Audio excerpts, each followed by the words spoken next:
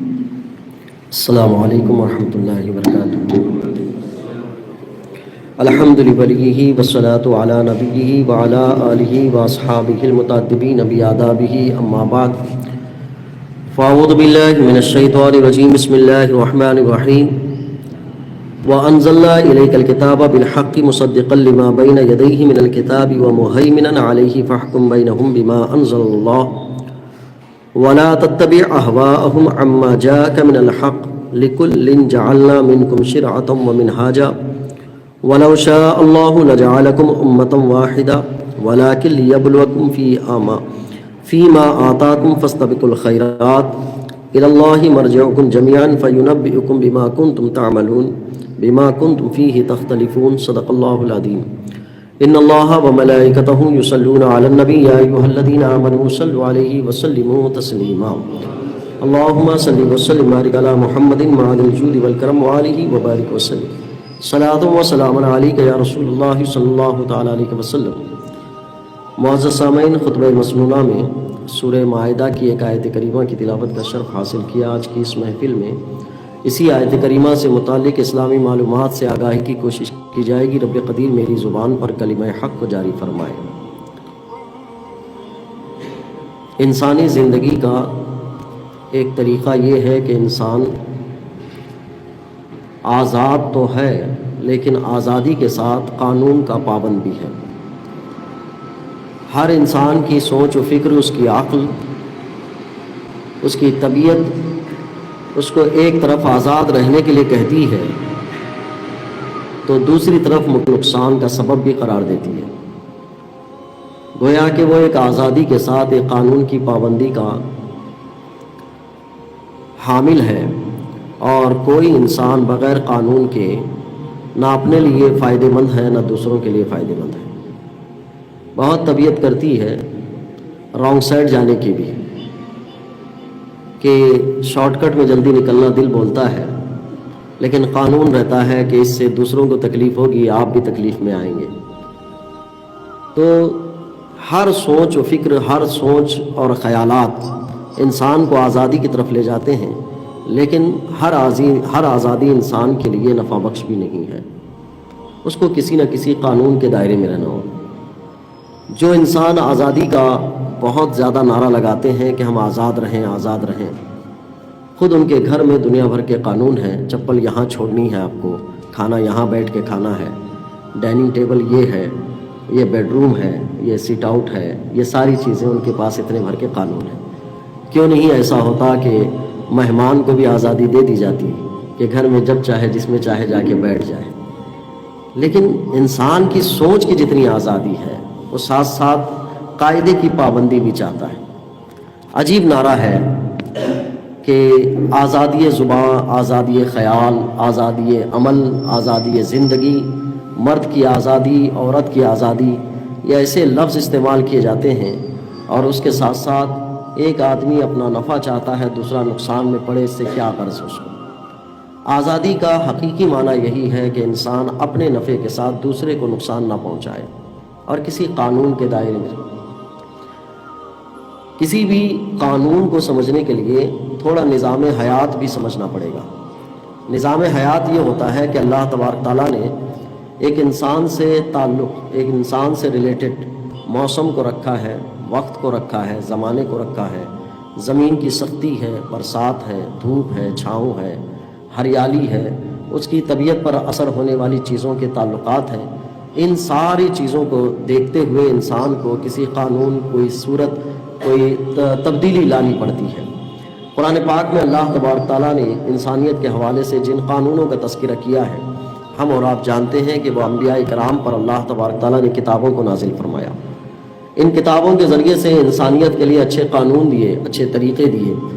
تو اللہ نے ارشاد فرمایا کہ اے نبی، ہم نے یہ کتاب آپ پر حق کے ساتھ نازل کی، اور اس کے سامنے کی کتابیں جو اس سے پہلے گزری، یہ کتاب اس کی تصدیق کرتی ہے اور اس کی محافظ بھی ہے۔ تو اللہ کے نازل کیے ہوئے احکام کے موافق ان کے درمیان فیصلے کیجیے۔ آپ کے پاس جو حق آیا اس سے روگردانی نہ کریں، ان کی خواہشات کی پیروی نہ کریں۔ ہم نے تم سے ہر ایک کے لیے الگ الگ شریعت اور واضح راہ عمل بنائی ہے، اور اگر اللہ چاہتا تو تم سب کو ایک امت بنا دیتا، لیکن اس نے تمہاری آزمائش کے لیے الگ الگ احکام بنائے ہیں۔ یہ قرآن پاک کی آیت کا مفہوم ہے کہ اللہ تبارک تعالیٰ نے ہر نبی کے لیے ایک طریقہ بنایا، لِكُلٍّ جَعَلْنَا مِنْكُمْ شِرْعَةً وَمِنْهَاجًا۔ پھر آگے اللہ نے ارشاد فرمایا کہ اگر اللہ چاہتا تو تم سب کو ایک امت بناتا۔ اس امت کا معنی ہے کہ ہر نبی کے ساتھ ان کے ماننے والوں کی ایک تعداد، جس کو قوم کہا جاتا ہے یا امت کہا جاتا ہے۔ تو کہا کہ اگر اللہ چاہتا تو سب کو ایک ہی امت بناتا، لیکن مختلف رکھا ہے تاکہ تمہیں آزمایا جائے۔ اس آزمائش کے تحت حضرت عمر فاروق رضی اللہ تعالیٰ عنہ نے ایک مرتبہ حضور کی بارگاہ میں عرض کیا کہ یا رسول اللہ صلی اللہ علیہ وسلم، توریت کی کچھ باتیں مجھے بہتر لگتی ہیں، میں چاہتا ہوں اس پر عمل پیرا ہو جاؤں۔ تو میرے حضور نے ارشاد فرمایا کہ حضرت موسیٰ علیہ السلام بھی اگر آج ہوتے تو وہ میری اتباع کرتے، یعنی تمہیں میرے دین کی پیروی کافی ہے۔ یہ حضور نے ارشاد فرمایا لِكُلٍّ جَعَلْنَا مِنْكُمْ شِرْعَةً وَمِنْهَاجًا۔ ہر امت کے لیے اللہ تبارک تعالیٰ نے ایک قانون، ایک طریقہ اور کچھ فیصلے متعین کیے ہیں۔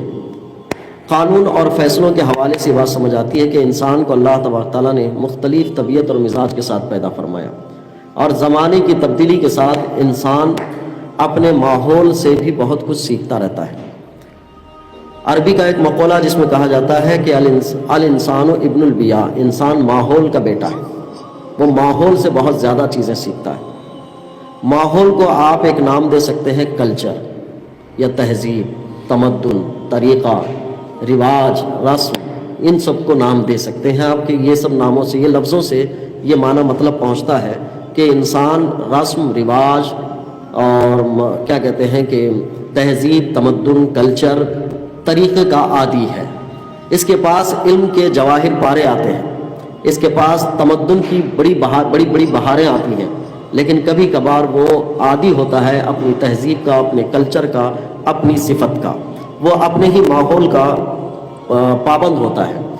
اگر یہ بات سمجھنی ہو کہ انسان کے اوپر اپنے ماحول کے اثرات کتنے ہوتے ہیں، تو آپ اور ہم اپنے آپ کو دیکھ لیں کہ بہت بڑی بڑی کانفرنس میں کبھی ہم ہوتے ہیں اور بڑے بڑے علم والوں کے درمیان بیٹھے ہوتے ہیں اور اپنی گفتگو کرتے رہتے ہیں، ہمیں بھی ایک علم کا بڑا معیار دیا جاتا ہے، لیکن کبھی کبھار ہماری زبان سے یا ہماری بولی سے یا ہمارے طور طریقے سے ہمارے محلے یا ہمارے گھر کا کلچر سامنے آ جاتا ہے۔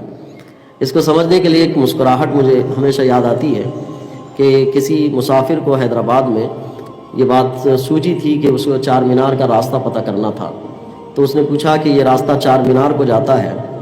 تو وہاں کے لہجے میں انہوں نے کہا کہ ہاؤ جاتا ہے۔ ہاؤ سے وہ واقف نہیں تھا، وہ سمجھ نہیں پایا کہ جاتا ہے کہ نہیں جاتا ہے۔ پھر دوسرے سے پوچھا تو اس نے بھی کہا ہاؤ، تو وہ تب بھی نہیں سمجھ پایا کہ جاتا ہے کہ نہیں جاتا ہے۔ تیسرے سے پوچھا، اس نے بھی کہا ہاؤ۔ چوتھے سے پوچھا، اس نے بھی کہا ہاؤ۔ پھر بعد میں جب اس کو سمجھ نہیں آئی، پھر ایک اور آدمی سے پوچھا اس نے، تو اس نے کہا کہ جی ہاں جاتا ہے۔ تو جی ہاں اس کے سمجھ میں آ گیا۔ اس کے لیے حیرت تھی کہ اس سے پہلے جو 4 شخص تھے یا 5 تھے جنہوں نے ہاؤ کہا تھا، تو وہ میرے سمجھ میں نہیں آیا، اور اس نے جی ہاں کہا تھا، یہ سمجھ میں آیا۔ تو اس نے سوچا کہ پوچھ ہی لوں کہ کیا ہے یہ ہاؤ۔ اس نے کہا کہ میں اس سے پہلے جن سے بھی ملا تو انہوں نے راستہ بتانے میں ہاؤ کہا، آپ نے جی ہاں کہا۔ مجھے جی ہاں سے سمجھ میں آیا، ہاؤ سے سمجھ میں نہیں آیا۔ کیا مطلب ہے؟ ایک ہی علاقے کے لوگ ہیں۔ تو اس نے وضاحت کرتے ہوئے کہا کہ جو لوگ پڑھے لکھے ہوتے ہیں وہ ہاؤ کہتے ہیں، اور جو پڑھے لکھے نہیں ہوتے ہیں، جو پڑھے لکھے ہوتے ہیں وہ جی ہاں کہتے ہیں، اور جو پڑھے لکھے نہیں ہوتے ہیں وہ ہاؤ کہتے ہیں۔ تو اس نے پوچھا کہ کیا آپ پڑھے لکھے ہیں؟ تو اس نے کہا ہاؤ۔ تو انسان کی طبیعت میں وہ چیز آ جاتی ہے۔ معاشرت کا بہت اثر ہوتا ہے اس کے اوپر، سوسائٹی کا بہت اثر ہوتا ہے، اس کے اوپر قانون کا بڑا، یہ کلچر کا بڑا اثر ہوتا ہے۔ ایک کتاب پڑھی تھی دنیا کی حکومتیں ہم نے، اس میں برطانیہ کی حکومت کا ایک دائرہ بیان کیا گیا تھا۔ وہاں پہ قانون پہ قانون، قانون پہ قانون ہوتے ہیں۔ تو اس میں لکھا تھا کہ برطانیہ میں جو پرانے دور سے رسم و رواج چلتے آ رہے ہیں ان کی اہمیت اتنی ہے کہ ہر آنے والی حکومت اس پر نئے قانون لگاتی ہے، رسم و رواج ہی حاوی ہوتے ہیں، قانون کبھی چل نہیں پاتا ہے. یعنی لوگوں کا جو کلچر بنا ہوا ہے وہ قانون پر حاوی ہوتا ہے، اور یہ چیز ہم اور آپ بھی دیکھتے رہتے ہیں. نبی کریم صلی اللہ علیہ وسلم جس ماحول میں تشریف لائے بڑا عجیب کلچر تھا، بڑی عجیب برائیاں تھیں، زیادہ تر برائیاں تھیں. اس دور کو لوگوں نے دور جاہلیت کہا ہے کہ ایسا دور کہ جس میں علم و فن کی بہت زیادہ بوٹے نہیں تھے، علم کی بہاریں نہیں تھیں، جہالت کا دورہ تھا، لیکن اچھائیاں بھی کافی تھیں اور برائیاں ذرا اچھائی کے مقابل میں زیادہ تھیں. تو زمانہ جاہلیت کا دور اس کو کہلایا گیا. ایسے تہذیب اور تمدن کے دور میں نبی کریم صلی اللہ علیہ وسلم تشریف لائے تو آپ نے اپنی تہذیب، اپنا کلچر، اپنی روایات اور رسم کو جو ظاہر فرمایا تو بہت سارے لوگوں نے فوراً قبول کرنا شروع کیا. جو بت پرستی کا ایک ذہنی خاکہ بنا ہوا تھا، لوگ عادی ہو چکے تھے، اس کو نکالا گیا تھا. ابتدائی دور میں ایسے حالات تھے کہ بت پرستی سے اتنی محبت تھی لوگوں کو، اسلام لے آئے اور لے آنے کے بعد مسلمان ہو کر نماز بھی پڑھ رہے تو بتوں کی محبت نہیں گئی تھی. چھوٹے چھوٹے بت بنا کر اپنے بغل میں اور اپنے ساتھ رکھا کرتے تھے، یعنی ان کو جدا نہیں کرنا چاہتے تھے. تو پھر وہ دور بھی گزرا کہ ان بتوں سے بھی دوری ہوئی. تو بتوں کی عادت تھی. عقیدے میں بھی آقا کریم صلی اللہ علیہ وسلم نے تبدیلی فرمائی، کلچر میں تبدیلی فرمائی، تہذیب میں تبدیلی فرمائی. عجیب عجیب صورت کی رسم و رواج تھے، عجیب عجیب طریقے کی کہانیاں تھیں. پھر اس میں بھی تبدیلی فرمائی. پھر اس میں بندے کے اللہ سے تعلقات کی گہرائی کے بھی بہت سارے احکامات بیان فرمائے. یہ تبدیلی چلتی رہی. اس تبدیلی کے بعد مسلمان پوری دنیا میں ایک اپنی تہذیب، اپنا کلچر، اپنا قانون، اپنا عقیدہ، اپنا طرز زندگی، اپنے معاملات، اپنے مراسم اور اپنے ریت و رواج کے حساب سے مشہور و معروف ہو گئے کہ اس تہذیب، اس کلچر، اس عقیدے نے بہت سارا لوگوں پر اثر اندازی شروع کر دی. اتنی اثر اندازی شروع کر دی کہ اس سے پہلے کے جو مذہب تھے، ان کے کلچر تھے، ان کی تہذیبیں تھیں، ان کے طور طریقے تھے، وہ اس کے سامنے کمزور پڑنے لگے. ایسے کمزور پڑنے لگے جیسے ایک واقعہ جو دریائے نیل کا بڑا مشہور تھا، اور دریائے نیل کا واقعہ پورے علاقے کو گھیرا ہوا تھا. پورے علاقے کو اس طرح سے گھیرا ہوا تھا کہ سال کے ابتدائی دن میں ایک دن ایسا آتا تھا کہ دریائے نیل پر ایک جوان لڑکی کو جو بغیر شادی شدہ ہے اس کو دلہن کی طرح سج سنوار کر اس کو ذبح کر دیا جاتا تھا، یا اس کو دریا کے بھیڑ چڑھایا جاتا تھا. اور یہ تصور تھا کہ اگر اس کو بھیڑ چڑھایا جائے تو پھر دریا سال بھر تک سوکھتا نہیں ہے. یہ طریقہ ان کے پاس ایک بہت بڑے میلے کی شکل میں رہتا تھا. اتنا بڑا میلہ کہ ارد گرد کے سارے لوگ اس تقریب میں شریک ہونے کے لیے ایک اپنے علاقے کی سب سے بڑی روایات اور رسم کے نام سے آتے تھے. جب وہ کہانی ہوئی، اسلام کے قدم وہاں پہ پڑے تو گورنر کو یہ معلوم ہوا کہ یہاں پہ تو ایک جان کو بلا وجہ قتل کر دیا جاتا ہے، صرف اس سوچ کی بنیاد پر کہ اگر اس کو نظر کر دیا جائے گا تو سال بھر پانی رواں رہے گا اور جاری رہے گا.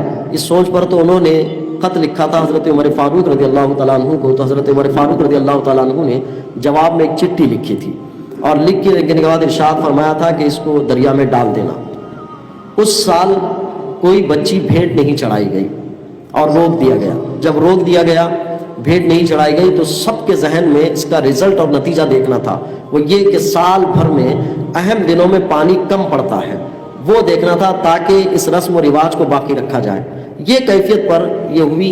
لیکن اس سال دریا کا پانی اتنا بہا کہ لوگوں نے تاریخ رقم کر دی کہ اس سے پہلے دریا اتنا تیز رواں کبھی نہیں ہوا تھا.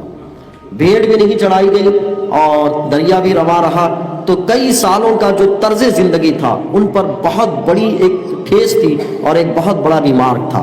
جن لوگوں نے اس رسم کو بنایا تھا ہوگا یا کوئی طریقہ رائج کیا تھا ہوگا، اس کو بڑی ٹھیس تھی. ان گورنر نے حضرت عمر فاروق رضی اللہ تعالیٰ عنہ سے عرض کیا کہ آپ نے چٹھی بھیجی تھی دریا میں ڈالنے کے لیے، وہ کیا تھی؟ تو حضرت عمر فاروق رضی اللہ تعالیٰ عنہ نے ذکر کیا، میں نے لکھا تھا دریا سے خطاب کرتے ہوئے، اے دریا اگر تو اپنے سے چلتی ہے تو مجھے تیری کوئی ضرورت نہیں، اگر تو حکم ربانی سے چلتی ہے تو چل جا، تو اللہ کے حکم سے چلتی ہے تو چل، اگر تو اپنے سے چلتی ہے تو مجھے کوئی مطلب نہیں تجھ سے.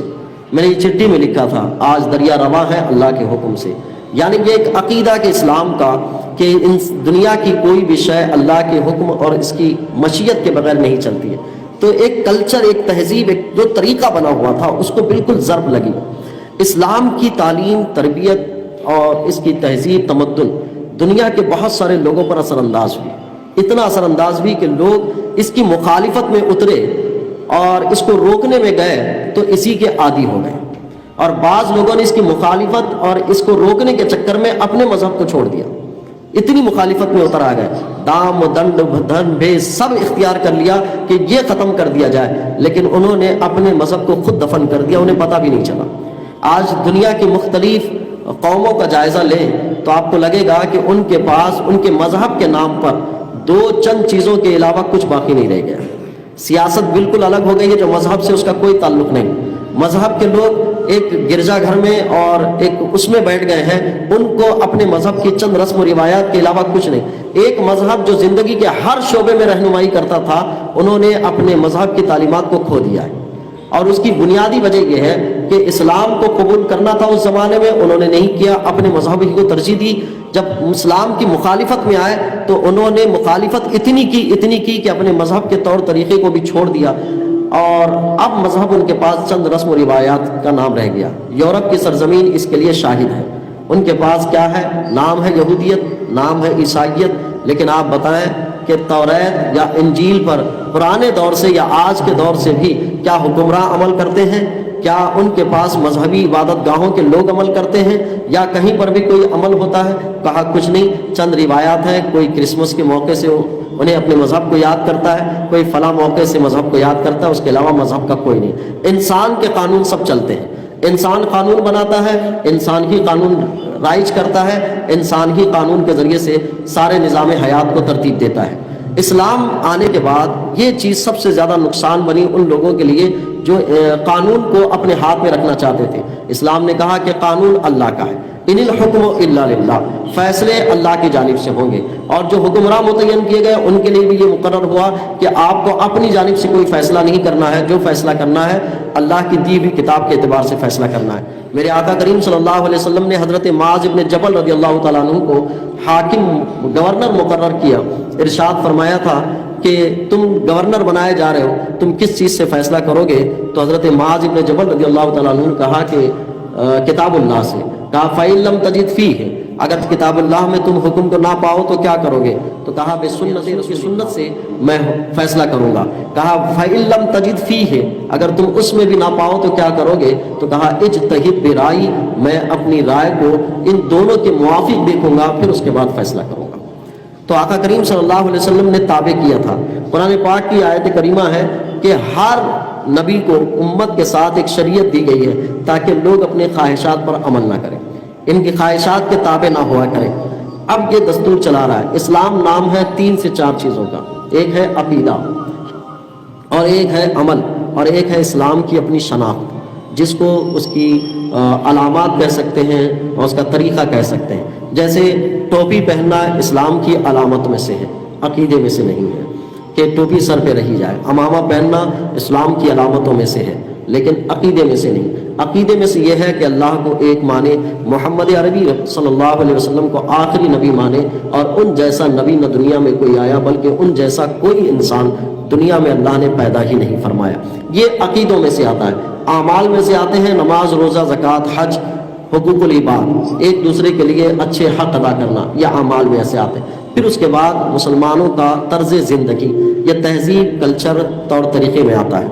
اسلام پر آج جب ہر جانب سے حملے ہیں، ان کے عقیدے پر بھی حملہ ہے، اعمال پر بھی حملے ہیں، تہذیب و کلچر پر بھی حملہ ہے۔ اسلام کی سب سے زیادہ نمایاں چیز جو دوسروں کو بھاتی ہے وہ اس کا تہذیب اور کلچر ہے، جو سب سے زیادہ قریب کرتا ہے۔ جس ملک میں ہم رہتے ہیں یہاں قریب 600 سال سے زائد مسلمانوں نے حکومت کی ہے، لیکن حکومت کرنے کے باوجود غیر مسلموں کے بہت سارے لوگوں نے مسلمانوں کی پوری تہذیب کو نہیں لیا، اور مسلمان جو ہوئے انہوں نے بھی کسی دوسرے کی تہذیب کو نہیں لیا، لیکن چند تہذیبیں ایک دوسرے میں تبدیل ضرور ہوئی۔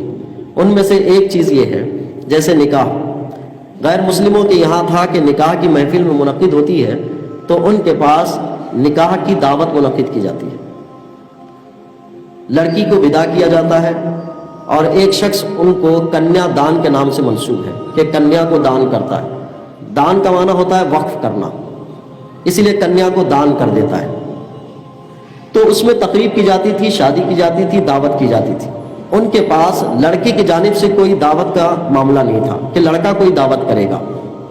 اسلام آیا، اسلام میں نکاح میں کوئی دعوت نہیں تھی، ولیمہ تھا۔ تو جب اسلام آیا تو اسلام آنے کے بعد دونوں کلچر ملے، تو ملنے کے بعد یہ ہوا کہ مسلمانوں نے نکاح کی محفل کو اپنے اندر رکھ لیا، لڑکی کی طرف سے دعوت کرنا شروع کر دی۔ اب ان لوگوں نے لڑکی کے ساتھ نکاح کے بعد ولیمہ تو نہیں ہے لیکن ریسپشن کے نام سے ایک اور ایجاد کر لی، ان کے پاس یہ داخل ہو گیا۔ یہاں پر کنیا دان کا معنی یہ ہوتا تھا کہ لڑکی کو جب شادی کی جاتی ہے تو شادی کرنے کے وقت میں جو جائیداد کا جو بھی حصہ بنتا ہے وہ سب کا سب شادی ہی کے دن دے دیا جاتا تھا۔ شادی کے بعد لڑکی کے لیے کوئی حصہ نہیں ہوتا تھا، جس کو جہیز کا نام دیا جاتا ہے۔ اور اسلام میں جہیز کا کوئی تصور نہیں تھا، مہر کا تصور تھا کہ نکاح کرنا ہو تو مہر دو۔ حضرت علی رضی اللہ تعالیٰ عنہ سے جب حضور نے اپنی بیٹی کا نکاح فرمانے کا ارادہ کیا تو حضرت علی سے یہی پوچھا کہ تمہارے پاس مہر کے لیے کچھ ہے کہ نہیں؟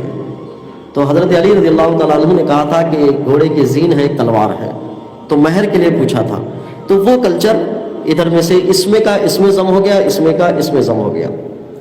مسلمان کے ہاں بچہ پیدا ہو تو 7ویں دن عقیقہ کرتے تھے، اور غیر مسلموں کے ہاں چھٹے دن چھٹی کے دودھ کے نام سے ایک تقریب کی جاتی تھی۔ اب صورتحال یہ ہو گئی کہ چھٹی مسلمانوں نے لے لی، عقیقہ انہوں نے تو نہیں لیا لیکن چھٹی مسلمانوں نے لی، اپنا عقیقہ پیچھے چھوڑ دیا۔ تو تہذیبوں کا خلط ملط ہوتا تھا، لیکن اس تہذیبوں کے اس کلچر میں مسلمانوں نے اپنی تہذیب کو ہمیشہ باقی رکھنے کے لیے بڑی جد و جہد کی ہے، بڑی کوششیں کی ہیں، اور اس کوششوں کا ثمرہ یہ ہوا کہ مسلمانوں کی بہت ساری تہذیب، کلچر اور طور طریقے کو غیر مسلموں نے پسند کیا، لے لیا۔ وجہ یہ ہے کہ اسلامی طرز زندگی، اسلامی تہذیب یا اسلامی کلچر انسانی فطرت کے اعتبار سے بنائی گئی ہے، فطرت انسانی کے موافق بنائی گئی، اور جب جب یہ کسی انسان کے سامنے نمودار ہوگی تو فوراً وہ اس کو قبول کریں گے۔ آپ غور کریں گے جن جن لوگوں نے نو مسلم ہوئے ہیں ان سے پوچھیے کہ آپ کے اسلام لانے کی وجہ کیا ہے، تو آپ دیکھیں گے کہ اس میں ہمارے طرز زندگی کا بڑا دخل ہے، ہماری طرز زندگی کا۔ کوئی ایمانداری کے ساتھ کاروبار کر رہا ہے تو اس ایمانداری کے ساتھ کاروبار کرنے کی بنیاد پر وہ اسلام قبول کیا، کسی کو پردہ اچھا لگا تو وہ اسلام قبول کیا، کسی کو نماز اچھی لگی تو اس نے اسلام قبول کیا، کسی کا ایک ساتھ بیٹھ کے کھانا کھانا کہ بڑا ہو یا چھوٹا ہو وہ ایک ساتھ بیٹھ کے کھاتا ہے وہ اچھا لگا، اس کو قبول کر لیا، اس نے اس کی بنیاد پر اسلام قبول کر لیا، کسی کے ذریعے کسی کے پاس اسلام کی اچھی بات سمجھ میں آ گئی اس کی وجہ سے اسلام قبول کر لیا۔ تو یہ تہذیب اور کلچر کا ایک ایسا حلقہ چلتا رہا کہ جس سے لوگ اسلام قبول کرتے رہے۔ اب جن لوگوں کو اسلام کے علاوہ دوسرا مذہب اپنا پسندیدہ ہے ان کو یہ محسوس ہوا کہ سب سے زیادہ تہذیب، کلچر، تمدن، طور طریقے میں تیز اثر کرنے والی جو چیز ہے وہ اسلامی ہے۔ اسلام ہی کی تہذیب، تمدن، کلچر ایسا ہے کہ بہت تیز جو ہے انسانیت پر اثر انداز ہوتا ہے۔ تو جن جن کو بھی اسلام پسند نہیں تھا یا مسلمان پسند نہیں تھے انہوں نے اس کو بھی شمول کر دیا کہ ان کی تہذیب اور کلچر اور تمدن بھی ختم کر دیا جائے۔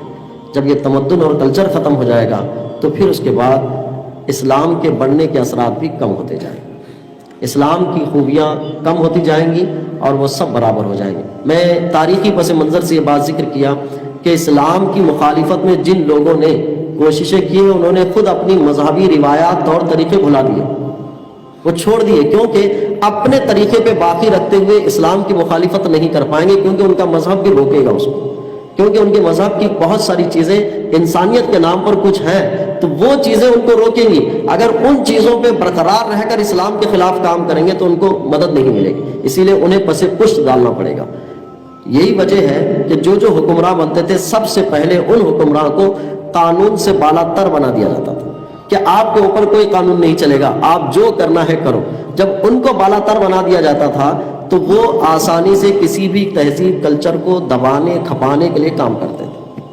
یہ کمیاں آج کی گفتگو میری ان ساری تمہیدات کے بعد یہ ہے کہ اس ملک میں ہمارے پاس یکساں سول کوڈ یا کامن سول کوڈ کا ایک نفاذ کی رائے عامہ ہموار کی جا رہی ہے کہ سارے ہندوستانیوں کے لیے ایک قانون ہو، ایک طریقہ ہو، ایک کلچر ہو، ایک تہذیب ہو۔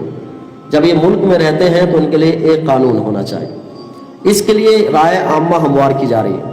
یکساں سول کوڈ ایک لفظ ہے جو آپ کو بار بار سنائی دے گا. بعض تو اس کے پورے چیزوں سے واقف ہیں اور بعض اس کے بارے میں واقف نہیں ہے کہ یہ ہے کیا چیز.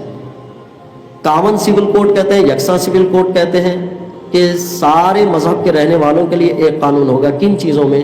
نکاح میں, طلاق میں, میراث میں, طرز زندگی میں. ان چیزوں میں ایک قانون پر وہ عمل پیرا ہوں گے اور اس کے لیے قانون سازی کی کوشش کیا جائے. اور یہ پہلی دفعہ نہیں ہے. جب اس ملک کا دستور بن رہا تھا, سنویدھان بن رہا تھا, ڈاکٹر امبیڈکر کے پاس بھی یہ بات آئی تھی کہ سب کے لیے ایک قانون بنایا جائے, اور ڈاکٹر امبیڈکر غالباً حامی بھی تھے کہ یکساں سول کوڈ ہو. لیکن جب مسلمانوں نے دیکھا کہ, یا دوسری تہذیبوں نے دیکھا کہ ہماری تہذیب اس میں ضم ہو جائے گی, ختم ہو جائے گی, تو پھر انہوں نے کہا کہ ہم اس کو تسلیم نہیں کرتے ہیں کہ سب کے لیے ایک ہو. اس لیے کہ ایک ہونے کا تصور سب سے پہلے ذہنوں میں ایک ہونا ہے, عمل میں ایک ہونا آسان کام ہے.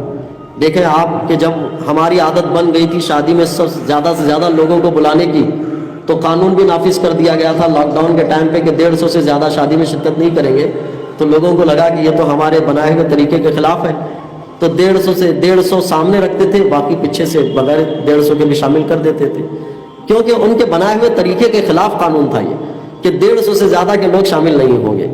کتنے تو اس پہ اتنا تھے کہ چلو یہ ٹھیک ہی ہے 150 کے, اور کم ہو گئے تو اور اچھا ہے, تو کتنے اس پر عمل پیرا ہوئے. لیکن جن کی عادت بن چکی تھی کہ زیادہ سے زیادہ لوگوں کو شامل کریں, انہوں نے پیچھے کے دروازے سے 150 سے زیادہ کی بھی تعداد کو بڑھا لیا. کہنا یہ ہے کہ قانون جب کوئی بنتا ہے تو قانون کے لیے ذہنوں میں اس کی تیاری ہونا بہت ضروری ہے.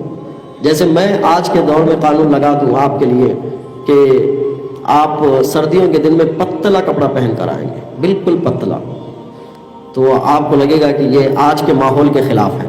یہ ایسا قانون آپ کیوں لگاتے ہیں کہ جو سردیوں کے دنوں میں بالکل پتلا کپڑا پہن کے آ جائے, گرمیوں کے دنوں میں سویٹر پہن کے آنے کا حکم دیا جائے, اور کہے کہ نہیں اب تم سویٹر پہن کے آؤ گے اور مفلر کو باندھ کر آؤ گے, ساکس پہنو گے, ہینڈ گلوز پہنو گے, سب پورا ٹائٹ بن کے آ جاؤ گے, تو یہ بھی ذرا دشوار کن ہوگا کیونکہ ذہن تیار نہیں ہوتے ہیں ماحول کے حساب سے. تو یکساں سول کوڈ ہندوستان کی کثیر المذاہب اور کثیر کلچر, بہت کلچر ہیں یہاں, اتنے تہذیب اتنے کلچر ہیں کہ کبھی کبھار گنتے گنتے کبھی وقت لگ جاتا ہے تو پھر تہذیب بدل بھی جاتی ہے, تبدیل بھی ہو جاتی ہے گنتے گنتے. اس میں سے ایک ہے مسلمانوں کی اپنی تہذیب, اپنا کلچر. یکساں سول کوڈ جیسے ہندوستان کے قریب 90% لوگوں کو متاثر کرے گا, اور 90% لوگ اس کے زد میں آئیں گے اور وہ اس کو قبول نہیں کریں گے. انہی کے 90% میں سے مسلمان بھی ہیں کہ جو اس کو قبول نہیں کریں گے. ان قانونوں میں سے ایک چیز یہ ہے, اسلام میں کچھ قانون ہے آئلی کہتے ہیں کہ جس میں بندے کا دخل نہیں, ضروریات زندگی کے اعتبار سے اللہ کی جانب سے مقرر کردہ ہے, اس میں انسان کا دخل نہیں ہے. مسلمان چاہیں تو اس میں دخل اندازی نہیں کر سکتے, مسلمانوں کے مفتیان کرام بھی چاہیں تو دخل اندازی نہیں کر سکتے. وہ آئلی قانون ہے, ان آئلی قانون میں تبدیلی نہیں کر سکتے. اسی آئلی قانون کے تحفظ کے لیے مسلم پرسنل لا بورڈ بنایا گیا تاکہ یہ آئلی قانون کی حفاظت ہو. فروعیات میں اگر کچھ تبدیلی ہوتی ہو تو اسلام پر کوئی فرق نہیں آتا, لیکن آئلی قانون پر اگر کچھ تبدیلی ہوتی ہے تو مسلمانوں کے اپنی تہذیب, اپنے کلچر, اپنے اصول اور اپنے قوانین پر بہت فرق آتا ہے. ان آئلی قانون کی حفاظت کے لیے مسلمانوں کے درمیان ایک مسلم پرسنل لا بورڈ بنایا گیا, اور اس کی حفاظت کا سلسلہ کسی بھی شکل میں ہوتا رہا. مسجد کے ممبروں میں محراب سے بھی ہوتے رہے, مدارس سے بھی ہوتے رہے, اصلاح معاشرہ کے جلسے سے ہوتے رہے, سب چیزوں سے ہوتے رہے, اور لوگوں کے ذہن کو اسلامی کلچر پر باقی رکھنے کی ترغیب دیتے رہے. یکساں سول کوڈ یا کامن سول کوڈ جو قانون ہے, یہ قانون بنے گا تو یہ قریب 90% ہندوستانیوں کو قبول نہیں ہوگا. ان میں سے مسلمان بھی ہیں. مسلمان کی اپنی تہذیب و کلچر بھی اس میں دفن ہونے کے قریب ہو جائے, اور جب اس کی شناخت, اس کی شباہت ختم ہوگی تو اسلام کے فروغ کے روکنے میں بھی مدد ملے گی. ممکن ہے کہ یہ تصور بھی آئے. لوگوں نے اس کے دوسرے پہلو سے اس کو سامنے کیا ہے کہ جب ایک قوم ہے, ایک ملک ہے, اور ایک ملک میں سب لوگ رہتے ہیں تو ایک قانون کو پابند کرنے میں کیا پریشانی ہے, ایک قانون کو قبول کیوں نہیں کرتے, کیا پریشانی ہے. قانون کو پابندی کرنے میں اصل میں تہذیب, کلچر اور تمدن اور طور طریقے کے اختلاف ہے, جس کی وجہ سے یہ قبول کرنا بڑا مشکل کام ہے. اس کی ایک مثال یہ لے لیں کہ مسلمانوں میں جو میراث کا حکم ہے, میراث کا لڑکوں کے ساتھ لڑکیوں کو بھی میراث دی جاتی ہے. غیر مسلموں میں پہلے نہیں دی جاتی تھی، اب دی جا رہی ہے. شاید یہی تہذیب کا کلچر کا اثر ہے کہ ادھر سے دیکھ کر ادھر دی گئی ہو، کہ پہلے نہیں دی جاتی تھی اب دی جاتی ہے، کہ ان میں بھی لڑکیوں کو میراث کا حق دیا جاتا ہے. مسلمانوں میں میراث کا حق ہے. میراث کا حق یہ بندوں کے آپس کے تال میل سے نہیں ہے، اللہ کی طرف سے حکم ہے کہ آپ کو دینا ہے. اگر کوئی بھائی بڑا بھائی اپنی بہن کو نہیں دیتا ہے تو یہاں نہیں دے گا، لیکن قیامت میں کل اس کو حساب دینا پڑے گا کہ اس نے اس کا حق مارا ہے. یا کوئی بہن یہ بھی نہیں کہہ سکتی ہے کہ میں اپنا حق نہیں لیتی، کیونکہ تمہارے حق نہ لینے کا اختیار بھی تمہیں نہیں ہے، یہ اللہ کی جانب سے مقرر ہے. ہاں لے لو، پھر اس کے بعد گفٹ کی شکل میں دے دو، یہ تمہارا الگ مسئلہ ہوگا، لیکن حق اللہ کا انکار نہیں کر سکتے، اللہ کے حق کی تردید نہیں کر سکتے. بندے آپس میں ایک دوسرے کے حق کی تردید کر سکتے ہیں کہ میرا حق بنتا تھا، میں نہیں لیتا تجھ سے پیسے، جا تیرے کو چھوڑ دیا، یا میرا کوئی حق تیرے اوپر نہیں ہے، جا چھوڑ دیا. یہ بندہ آپس میں ایک دوسرے سے کہہ سکتا ہے، لیکن حق اللہ میں بندے کو یہ اجازت نہیں ہے کہ وہ اپنا اختیار چھوڑ دے. اگر یکساں سول کوڈ کے تحت یہ بات طے ہوتی ہے کہ لڑکیوں کو میراث میں برابری دی جائے تو یہ ہوگا کہ حق اللہ میں مداخلت کے مماثل. جب حق اللہ میں مداخلت کے مماثل ہوگا تو اب چاہے وہ غیر مسلم اس کی اجازت دے یا مسلمان بیٹھ کر اجازت دے، دونوں کے اعتبار سے حق اللہ میں دخل اندازی ہوگی. وہ اگر دخل اندازی کرتے ہیں تو ان کی مذہب کی کوئی مذمت نہیں ہے اس میں، لیکن ہمارے لیے مذہب کی مذمت ہے. انفرادی طور پر ایک شخص کو یہ اجازت نہیں ہے کہ وہ حق اللہ میں دخل اندازی کرے، تو اجتماعی طور پر مسلمانوں کو کیسے یہ حق حاصل ہوگا کہ اجتماعی طور پر ہم اس کو معاف میں مان لیں. اور اس طرح ایسے بہت سارے آئلی مسئلے ہیں. یکساں سول کوڈ کے تحت ایک قانون، ایک لاٹھی، پورے بکریاں، اس طرح کی جو صورت ہوگی اس سے بڑا نقصان ہوگا، اور خصوصاً پوری کمیونٹی کو، جو مسلم کمیونٹی کو بھی ہوگا، اور خاص کر مختلف ہندوؤں کی اپنی جو تنظیمیں ہیں، اپنے جو طریقے ہیں، اپنے جو کلچر ہیں، ان کو بھی بہت ہوگا. اور ایک عجیب بات ہے کہ ان طرز زندگی میں یکساں سول کوڈ میں جو بھی قانون لانے جائیں گے، یا تو وہ لا قانونیت والا قانون ہوگا کہ اب تک ایسا قانون دکھائی نہیں، یا کسی قانون کو فالو کیا جائے گا، چاہے وہ عیسائیت کا ہو، یہودیت کا ہو، غیر مسلموں کا ہو، کرسچن کا ہو، یا مجوسی کا ہو، یا پارسی کا ہو، پارسی کا ہو، یا بدھسٹ کا ہو، یا مسلم کا ہو. کسی ایک قانون کو طرز زندگی یا سب کا مکس ملا کے رکھ دیا جائے گا، سب کا مکس ملا کے رکھا جائے گا، یا الگ رکھا جائے گا، یا کسی کی تابعداری کی جائے گی. جن کا بھی کیا جائے گا یہ ایک ایسا ہوگا جو لوگوں کے ذہنوں کو اطمینان نہیں دے گا، طمانینت نہیں دے گا، کیونکہ انسان کے بنائے ہوئے قانون میں اتنے ویک پوائنٹ ہوتے ہیں کہ جس سے آدمی حل کرتے کرتے پارلیمنٹ میں سر کھپا دے گا کہ اس کو حل کیسے کرے. کہ اتنے ویک پوائنٹ ہوتے ہیں جب وہ قانون بناتا ہے، اتنے ویک پوائنٹ. آپ نوٹ بندی کا قانون دیکھیں، لاک ڈاؤن کا قانون دیکھیں، کتنا دماغ خراب کر دیا گیا تھا، مذاق بن رہا تھا، اتنا مذاق بن رہا تھا. جو قانون بھی آپ لا رہے تھے، جو طریقہ بھی آپ لا رہے تھے، وہ کتنی پریشانیوں کو گھیر کے رکھ رہا تھا. بہرحال ایسی چیزوں میں ایک اسلامی قانون جو خدائی قانون کہلاتا ہے، ایشور کا قانون کہلاتا ہے، ایک ایسا قانون جس میں انسانیوں کی اپنی سوچ سمجھ نہیں بلکہ سارے انسانوں کے فلاح و بہبود کی چیزیں رکھ کر اس میں قانون بنایا گیا ہے، تو اس میں ایک دخل اندازی کی صورت ہوگی جو یکساں سول، اور اس کو عام تام کیا جا رہا ہے، ذہن سازی کی جا رہی ہے. اب ذہن سازی میں یہ ہے کہ مختلف تہذیب اور کلچر کے لوگ رہتے ہیں، تو کلچر اور تہذیب کو خلط ملط کرنے کے لیے ویب سیریز بنائے جا رہے ہیں، موویز بنائے جا رہے ہیں، فلمیں بنائی جا رہی ہیں، سیریل بنائی جا رہی ہیں، اور تہذیب، کلچر، رسم رواج کی کہانیاں بتا کے اس کی دھجیاں اڑائی جا رہی ہیں تاکہ لوگوں کے ذہن اس رسم و رواج سے اٹھ جائیں، وہ چاہے اچھے ہو یا برے ہو. سب کو ذہنوں سے پہلے یہ نکالنے کی کوشش کی جا رہی ہے کہ ان ویب سیریز کو دیکھیں، آپ سیریل کو دیکھیں، فلموں کو دیکھیں، آپ کہانیوں کو دیکھتے جائیں، اور ایسے رسم و رواج پر آپ تھوک تھاک کریں. انسان آزاد ہو جائے، عقل کا غلام بن جائے. عقل کا جب غلام بنے گا تو ایسی صورت میں ایسے عقل کے غلام کو روکنا انسانیت کے بس سے اور باہر ہو جائے. میں نے یہ بات نہیں تھی کہ ہر انسان قانون سے بالاتر یا آزادیت کا تصور پیش کر رہا ہے، لیکن وہی آزادیت اس انسان کے لیے نقصان دہ بنے گی، وہ جمعیت کے لیے فائدہ نہیں بنے گی. انسان کی آزادیت وہیں تک فائدہ مند دیتی ہے جب وہ آزادیت کے تصور کے ساتھ کسی قانون کا پابند ہو، اور وہ قانون سارے انسانیت کے لیے جامع ہو، اور ساری انسانیت کے لیے جامع قانون اللہ نے قرآن پاک کے ذریعے سے عطا فرمایا. انسانیت کے اعتبار سے جتنے قانون بنائے اس میں بہت زیادہ ترمیمات کی ضرورت پڑے گی، بہت زیادہ اس کو نیچے اوپر کرنے کی ضرورت پڑے گی۔ تو اس ملک میں آنے والی یہ جو رائے عامہ ہموار کی جا رہی ہے ابھی یکساں سول کوڈ کے لیے، اور یقیناً اس کو مسلمان بھی مسترد کریں گے اور مسلمان کے علاوہ غیر مسلم کے بہت سارے لوگ بھی مسترد کریں گے، کیونکہ سب کے پاس اپنے اپنے، اور انسان قانون سے زیادہ مذہب پر عمل کرتا ہے یا مذہب کی سوچتا ہے۔ آج تک ہم اپنے گھروں میں ٹھیک ٹھاک نہیں کروا پائے، کتنے مسائل ہیں جو لوگوں میں رسم و رواج کے طور پر بنے ہوئے ہیں، مذہب کی بات کر کے ان کو ٹھیک نہیں کر پائے، جہیز کو روک نہیں پائے آج تک کہ جہیز کی اس مذمتوں کو نہیں روک پائے، وہ تو اور ہم محرم میں علم نہیں روک پائے کہ وہ پورے رسم و رواج کے اعتبار سے کیے جاتے ہیں۔ تو برابر کوشش کرتے رہتے ہیں، لیکن جب انسانیت میں مختلف تہذیب اور کلچر کے نام سے کوئی چیز رائج ہو جاتی ہے تو سب کو یکسانیت میں لانا بہت مشکل ہے۔ یکسانیت میں آ بھی گئے تو پھٹکے بن کے، فوارے بن کے ایسے پھول کے